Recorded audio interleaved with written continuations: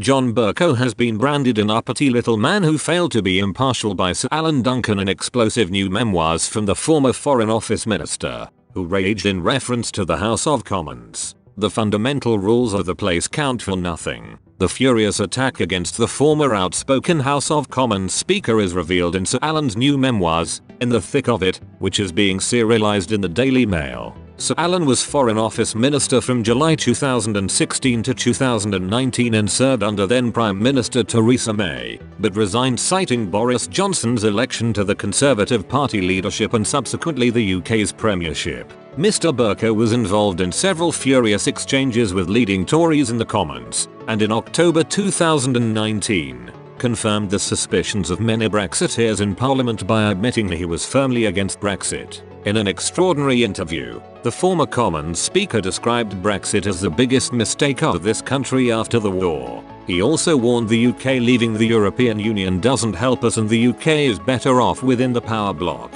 But now the tensions between the government and Mr. Bercow at the time of intense Brexit negotiations with the bloc have been laid bare in Sir Alan's memoirs. In an entry for Tuesday, the 16th of October, 2018, he wrote, "Speaker Bercow is an uppity little man.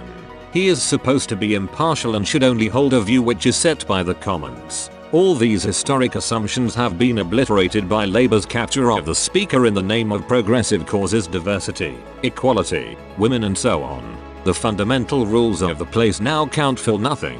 Mr. Bercow had spent 10 years in the Commons hot seat but was heavily criticised by Eurosceptic MPs over a series of controversial rulings which were seen to favour the pro-Remain side in the Brexit debate. At the time, he also played an instrumental role in Britain's failure to exit the EU on the 31st of October, 2019, after allowing MPs to put forward a motion preventing the UK from leaving the EU without a withdrawal agreement. During an interview just weeks later, his first about Brexit since leaving his role as Commons Speaker, he said, "I don't think it helps the UK. Brexit is the biggest mistake of this country after the war. I respect Prime Minister Johnson but Brexit doesn't help us. It's better to be part of the EU power bloc." But in his memoirs, Sir Alan also savaged Mr. Johnson and several other leading Tories, describing the current Prime Minister as an embarrassing buffoon. Theresa May is called a frightened rabbit, a cardboard cutout, while Cabinet Office Minister Michael Gove is described as a wacky weirdo. Sir Alan claims Jeremy Hunt, who was Foreign Secretary from 2018 to 2019, doesn't exude enough purpose or authority. Lots of rational thinking, but not enough grit. The former minister also lashed out at Mr. Hunt for ignoring his etiquette tips on a trip to Oman.